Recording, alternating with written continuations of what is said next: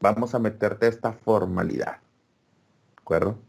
Entonces, cuando llega este gobierno tecnócrata de Enrique Peña Nieto y crea este fenómeno, hubo personas que en lugar de tomarlo como esta parte de, mira, el gobierno está haciendo algo por nosotros y ahora quiere que nosotros seamos parte también de este gobierno, no solamente ser eh, una persona que se queja o que ve solamente aspectos por fuera. Ahora me está pidiendo que yo me involucre al contribuir al gasto público.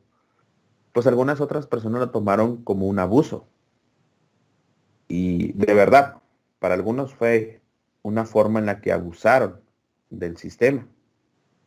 Y nosotros en este país o en Latinoamérica tenemos este fenómeno que nos gusta nos gusta fregar lo otro. Buscamos la forma en la cual nosotros veamos algo que podamos nosotros aprovecharnos para no cumplir, para no cubrir. Y buscamos lo más que se pueda para poder fregar inclusive al gobierno, sin darnos cuenta que de alguna forma u otra nos estamos fregando a nosotros mismos. Entonces, también este régimen permitió que otras personas que dentro del estudio del derecho, dentro del estudio fiscal, pudieran buscar algún recoveco que les permitiera a ellos, pues, hacer algún desvío de recursos, seguir trabajando de una manera ilícita, pero ahora de alguna forma lícita o de alguna forma lavando dinero. Son muchos elementos que componen este régimen. Les repito, es muy benévolo, no es mucha la cantidad de ingresos que permite la permanencia en este régimen, porque este sí tiene una limitante, pero quien lo pudo hacer o quien lo ha hecho de alguna manera, quienes lo hicieron de manera correcta han tenido algún beneficio, quienes lo hicieron de manera incorrecta, por supuesto que han tenido un mayor beneficio, pero la intención en este caso, en esta sesión, es platicar de este régimen como la forma en la que se trató de incorporar a aquellos contribuyentes que no se encontraban en ningún otro régimen o que se encontraban en la informalidad. ¿Sale? Hasta esta primera parte de la plática. ¿Tienen alguna inquietud o algo que quieran expresar respecto a este régimen?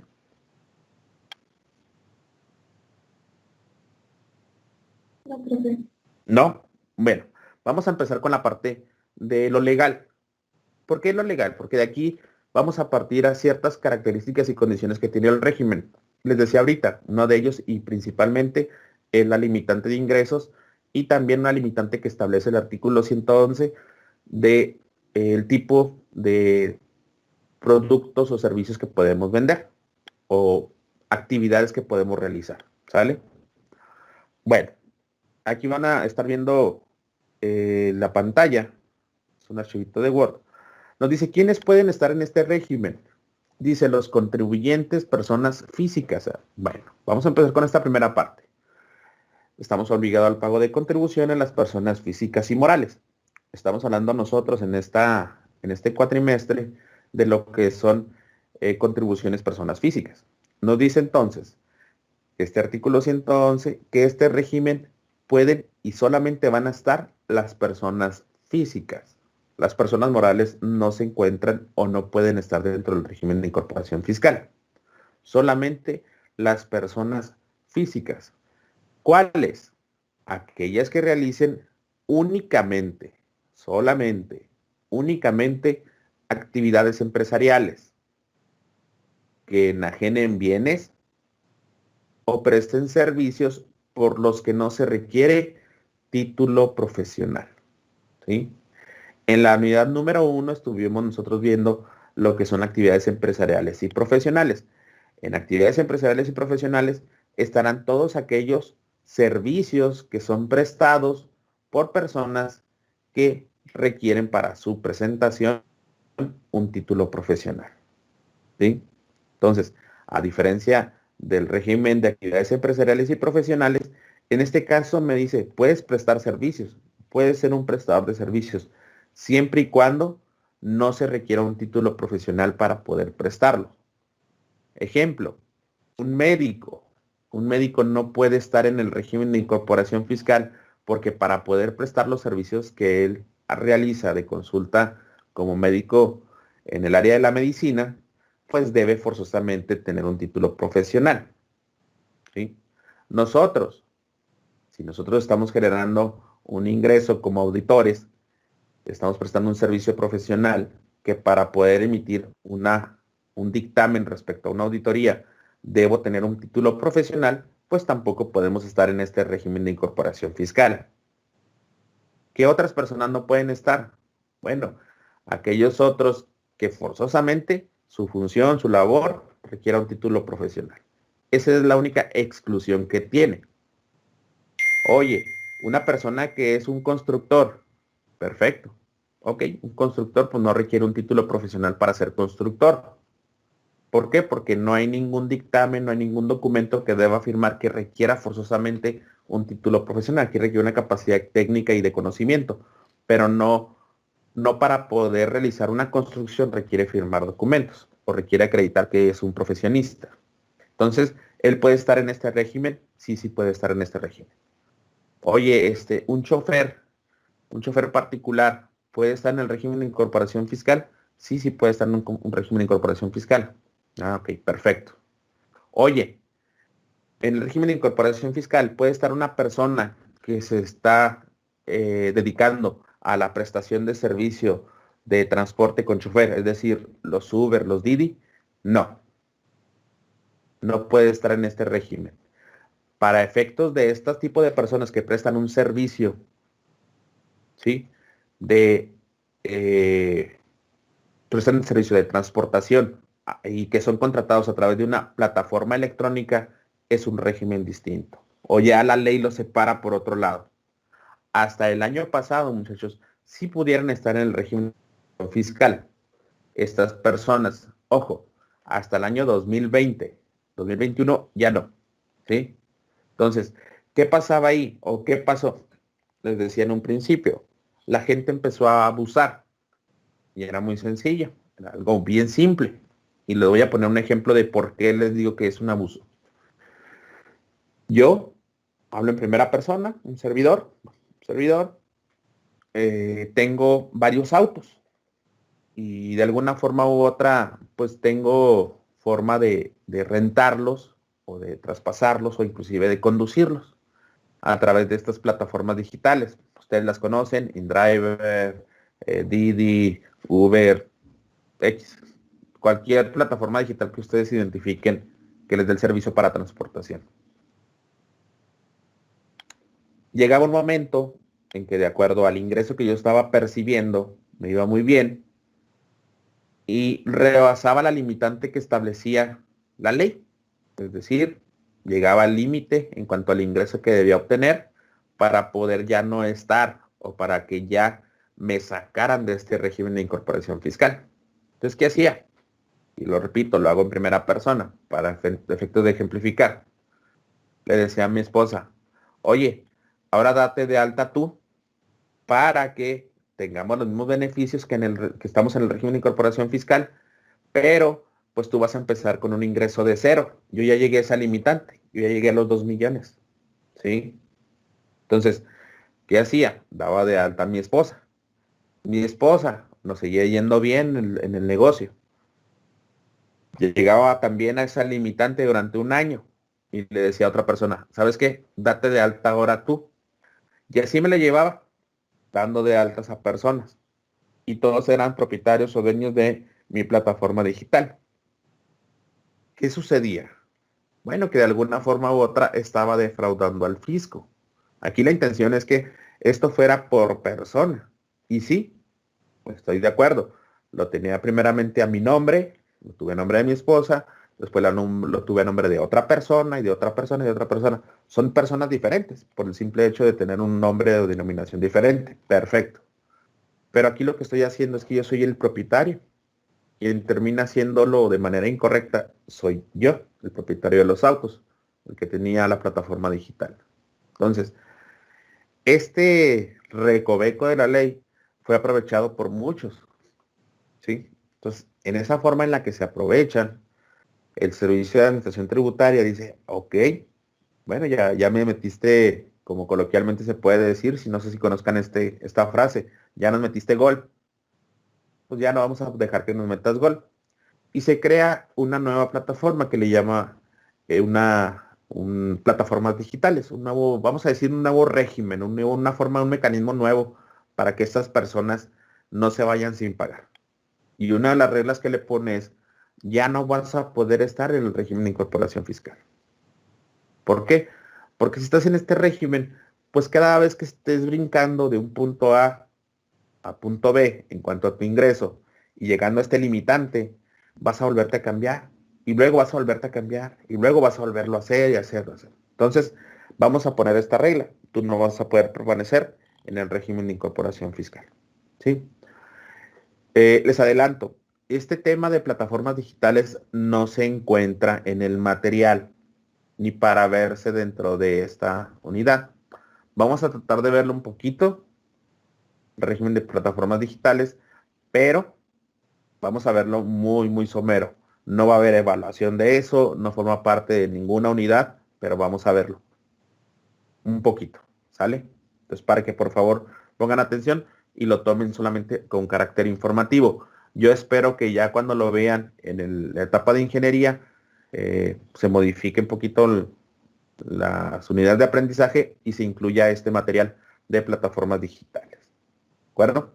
Bueno, esta es la parte en que les quiero comentar que hubo abusos, ¿sale? Entonces, reiteramos, las personas físicas que realicen únicamente actividades empresariales, ya sea que vendan bienes o enajenen bienes, que es el término que utiliza la ley, o presten servicios, pero aquellos servicios por los cuales no se requiera un título profesional para poder otorgarlos, ¿sí? Requisitos. Los ingresos propios de la actividad obtenidos en el ejercicio anterior no hubiera excedido de 2 millones de pesos, ¿sí? Nos pone esta limitante, 2 millones de pesos, ¿sí? No está hablando de utilidad, ojo, no está hablando de ganancias, está hablando de ingresos, ¿sí? Entonces, hay que tener mucho cuidado cuando escuchemos el concepto de ingresos para efectos del régimen de incorporación fiscal. No está hablando de utilidad, está hablando de ingresos, ¿sí? ¿Qué pasa cuando ya superamos estos ingresos? Automáticamente nosotros debemos cambiarnos de régimen, ¿sí? ¿Qué régimen tendremos que tener? Bueno, pues el régimen de actividades empresariales y profesionales, es decir, aquel régimen que no tiene limitante de ingresos, ¿sí? Esto con independencia de que podemos tributar hasta el momento en el que rebasamos el importe. Vamos a suponer que durante el ejercicio 2021 iniciamos nuestros servicios, tenemos nuestro régimen de incorporación fiscal fincado, estamos presentando nuestras declaraciones, tenemos un buen negocio que va en crecimiento y en el mes de agosto del 2021 rebasamos estos 2 millones de pesos. ¿Qué nos dice la ley? Bueno, tú puedes tributar durante los primeros 8 meses, es decir, hasta el mes de agosto del 2021, pudieras tributar en el régimen de incorporación fiscal, pero a partir del mes de septiembre del 2021 y hasta diciembre, deberás cambiar de régimen. ¿Por qué? Porque la limitante que te establecí, perdón,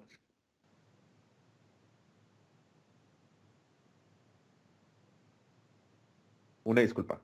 La limitante que establecí o que estableció la ley de los 2 millones fueron rebasadas, es decir, de enero a agosto ya rebasaste los 2 millones. Ahora sí, de septiembre a diciembre deberás hacerlo en el régimen general de ley o el régimen de actividades empresariales y profesionales. ¿Sí? Oye, pero yo sé de antemano que voy a rebasar los 2 millones. Es necesario que entonces me pueda dar de alta en régimen de incorporación fiscal durante tantos meses o X número de meses o lo hago directamente como actividad empresarial y profesional. Si fuera una consulta, yo les diría, si ya saben que van a rebasar ese monto, pues váyanse directamente al régimen de actividades empresariales y profesionales. ¿De acuerdo? ¿Por qué? Porque en su momento van a tener que acumular de cualquier forma el ingreso, desde el primer día del ejercicio hasta el último día del mes que corresponde el pago. Si por alguna razón no efectuaron ningún pago provisional en el régimen de incorporación fiscal, porque fue su primer año de ejercicio, a una situación que les voy a platicar más adelante, en el mes de agosto tendrá que acumular de cualquier forma el ingreso. ¿sí? Entonces, sí es importante que tengamos en contexto eso. Si sé que voy a rebasar los 2 millones de pesos durante este año, pues mejor me voy directamente al régimen de actividades empresariales y profesionales, sin mediar ninguna situación. ¿De acuerdo? Bueno, de acuerdo a esta diapositiva, muchachos. ¿Tienen algún comentario? ¿Algo que quieran manifestar respecto a esto?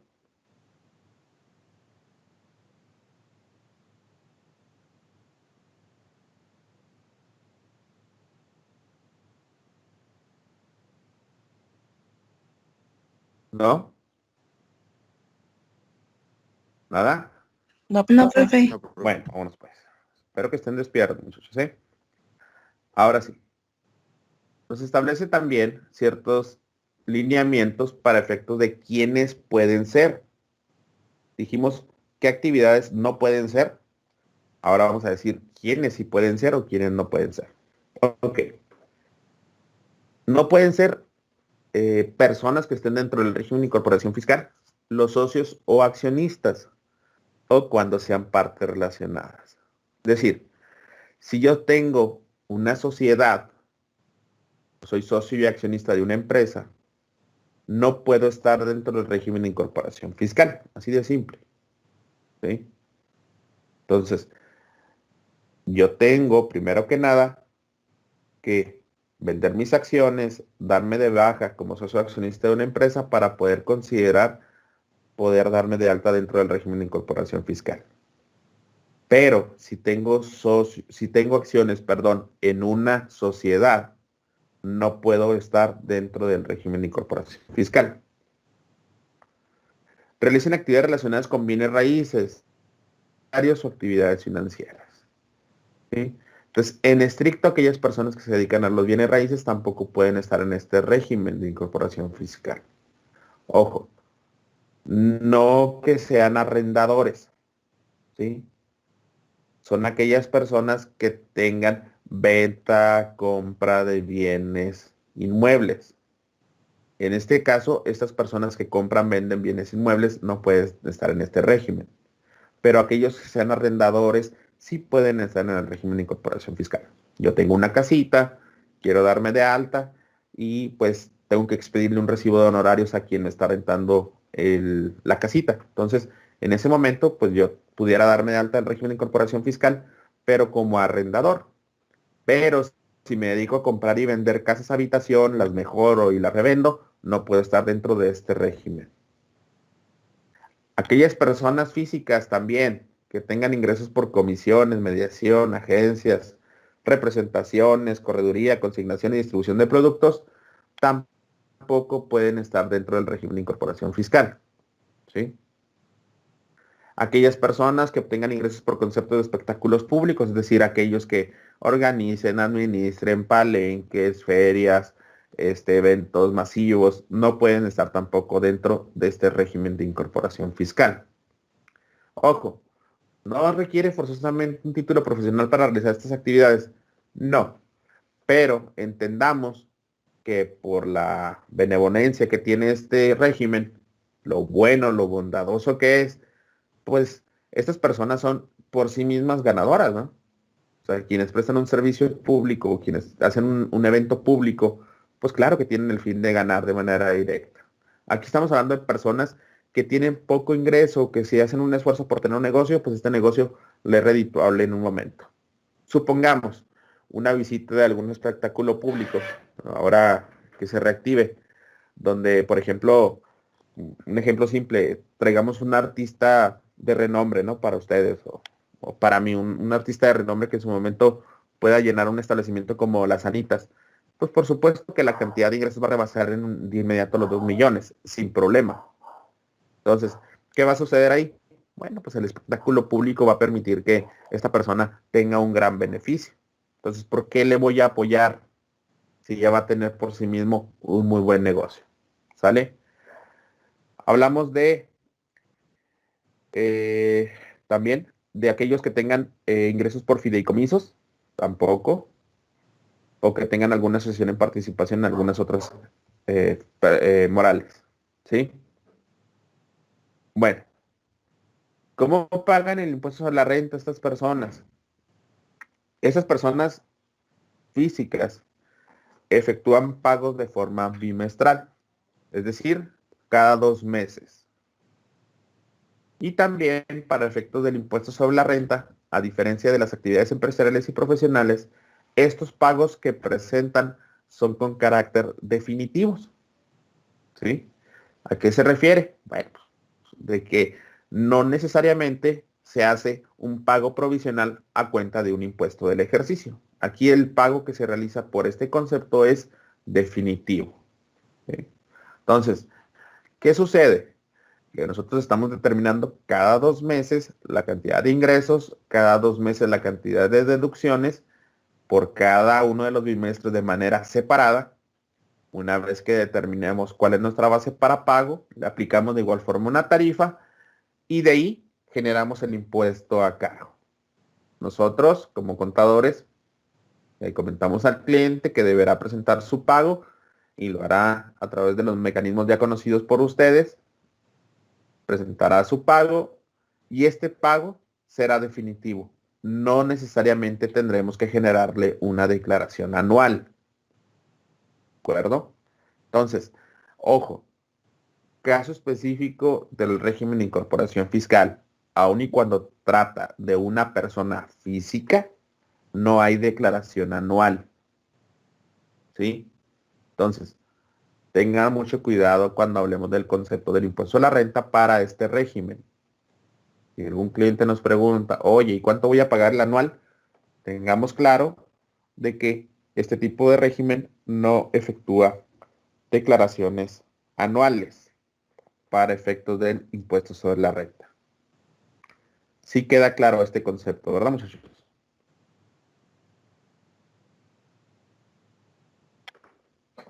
Sí, profe. Bueno, como nos muestra la diapositiva, tenemos su determinación. Si ustedes recuerdan, para efectos de los pagos provisionales que generábamos comúnmente en el régimen de actividades empresariales y profesionales, había una acumulación de ingresos. Y nos decía la ley del impuesto a la renta, acumularás el ingreso a partir del primer día del ejercicio fiscal y hasta el último día del periodo a que trate el pago. En este caso, en la determinación que hacemos para este régimen, únicamente se acumularán los ingresos del bimestre. Ejemplo, primero acumularemos los ingresos del bimestre enero-febrero y van en ese orden, como inicia el ejercicio. Enero-febrero, marzo-abril, mayo-junio, julio-agosto, septiembre-octubre y noviembre-diciembre. ¿Sale? Entonces, primer pago provisional, perdón, retomo, primer pago definitivo del impuesto sobre la renta para régimen de incorporación fiscal. Ingresos que vamos a acumular, los obtenidos del 1 de enero del 2021 hasta el 28 de febrero del 2021. Segundo pago definitivo, impuesto sobre la renta, régimen de incorporación fiscal. Ingreso obtenido del 1 de marzo del 2021 hasta el 30 de abril del 2021. ¿Sí? No acumulo lo de enero y febrero, sino solamente considero el ingreso que se obtuvo a partir del día 1 de marzo. De igual forma, nos dice, para poder determinar, tenemos que la posibilidad de descontar las deducciones autorizadas. ¿Cuáles? Las que sean estrictamente indispensables para el desarrollo de nuestras funciones. Si me dedico a comprar y vender productos en este régimen, pues las compras que haya hecho. Si presto algún servicio, pues los gastos inherentes a los servicios que haya prestado.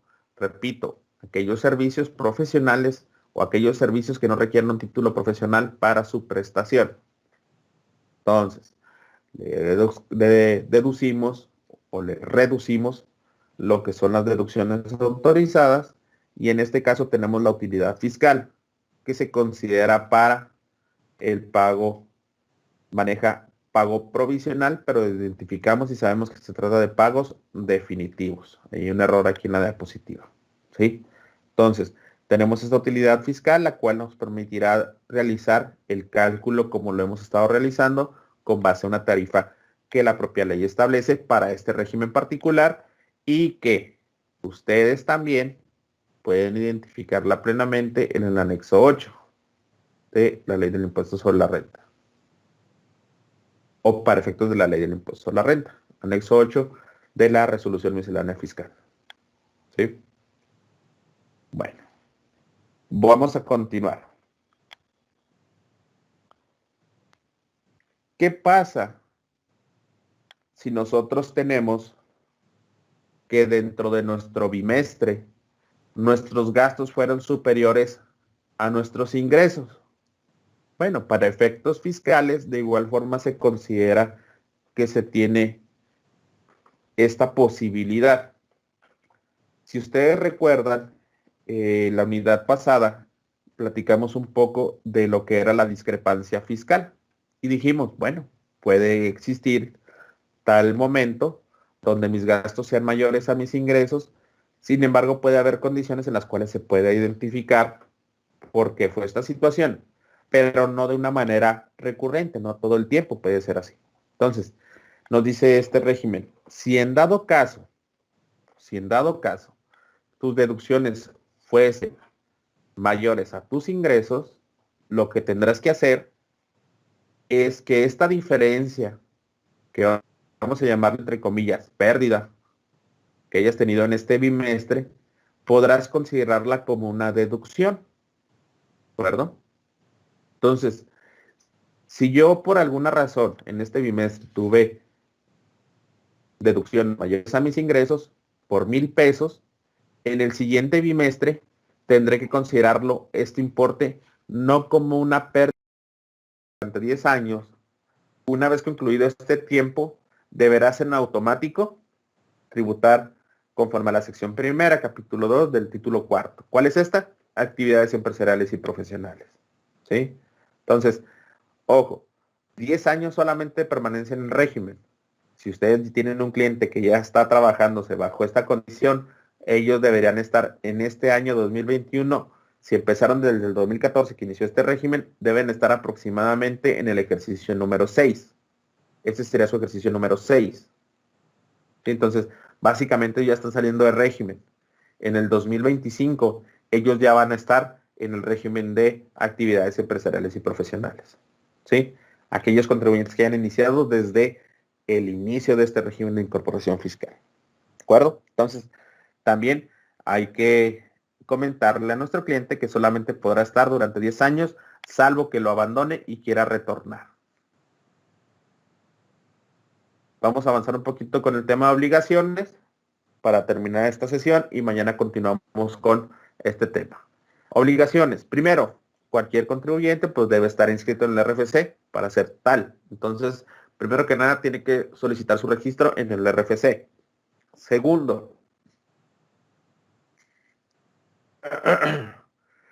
deberá conservar los comprobantes que reúnan sus requisitos fiscales, únicamente cuando no se haya emitido el comprobante fiscal por la operación. ¿Sale? Entonces, ¿cuándo debe conservar? Básicamente aquí yo siempre sugiero que se conserve la documentación. Este régimen les decía que era tan benévolo que en algunos casos les decía, si tú tuviste alguna operación con alguna persona que no emite un comprobante fiscal autorizado, tú puedes considerarlo como una deducción. Sin embargo, pues tienes que tener elementos que acrediten que tú tienes esta operación o tuviste esa operación. ¿Sí? Sin embargo, yo les digo, para mí es, váyanse acostumbrando a que una vez pasados los 10 años, para algunos será poco, para algunos será mucho, pero una vez pasados esos 10 años, ya van a tener que hacerlo con la formalidad de un negocio más grande. Y ustedes van a decir, pero es que mi negocio sigue siendo pequeño. Pero estos 10 años es una transición. Es muy larga esta transición. Pero vayan acostumbrando al cliente que debe pedir los comprobantes fiscales. ¿Por qué? Porque si me dice un cliente, oye, cliente, contador, ¿sabes qué? Pues es que a mí no me gusta pedir, me da vergüenza pedir cada vez que voy un comprobante. Ustedes tienen que decirle, oye, lo que pasa es que una vez que cuando ya tengas tú que salir de este régimen, porque ya pasaron los 10 años que te va a entender la ley, que vas a tener que poder, o vas a tener la posibilidad de estar, ya vas a tener que pedir siempre facturas. Siempre vas a tener que pedir comprobantes fiscales digitales por internet. Entonces, vete acostumbrando a que los tienes que estar pidiendo. ¿Sí? Entonces, siempre váyanse por esa temática. Que una vez que salgan, ya forzosamente después tendrán que estar pidiendo de manera recurrente comprobantes fiscales digitales por internet. Entonces, sí convérsenlo con el cliente pidiéndole que siempre tenga los documentos que acrediten sus compras y gastos generados. Tercero, registrar en los medios o sistemas electrónicos que se refiere al artículo 28 del Código Fiscal de la Federación los ingresos, egresos, inversiones y deducciones. Es decir, hablamos de una contabilidad simplificada, ¿de acuerdo?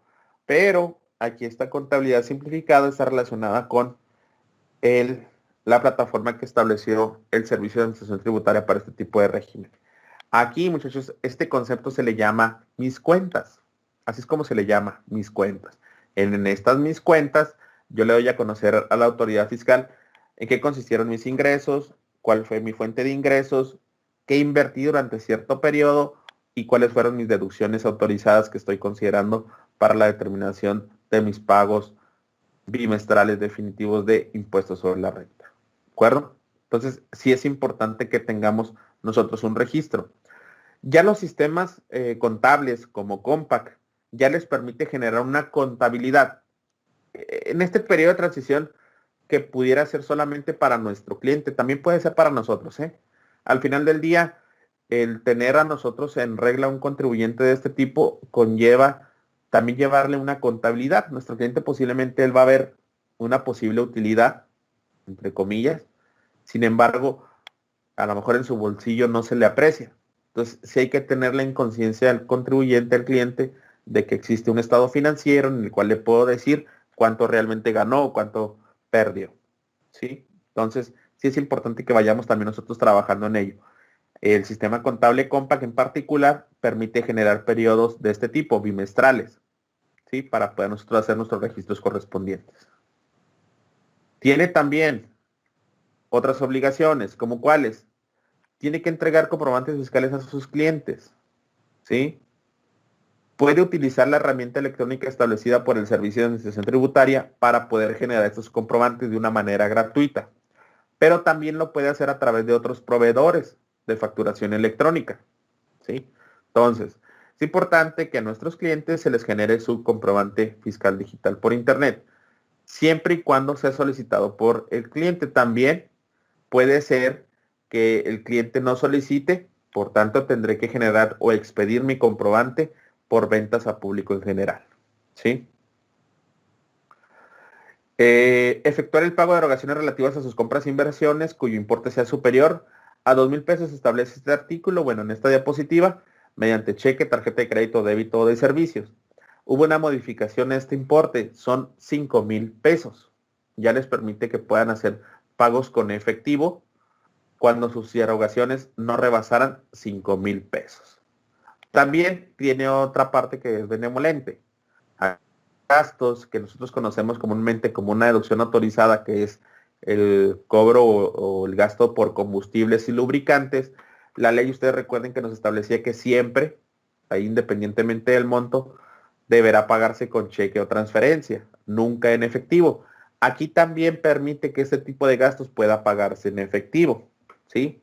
Entonces, es importante también que conozcamos que ahí existen otras particularidades de acuerdo a este régimen. Este régimen les permite hacer esto precisamente porque hay muchos contribuyentes que hasta el día de hoy no cuentan con una terminal electrónica o no cuentan con un servicio de banca electrónica o no cuentan precisamente con una tarjeta. Entonces, también dice, bueno, pues que a lo mejor no tienes posibilidad o no te gusta o no quieres, pues no lo hagas en esas condiciones. Bueno, nos vamos a quedar hasta ahí, muchachos, porque ya viene la siguiente sesión para ustedes. Los veo el día de mañana, por favor, puntuales. Tendremos clase sincrónica durante estas 3 semanas. ¿De acuerdo?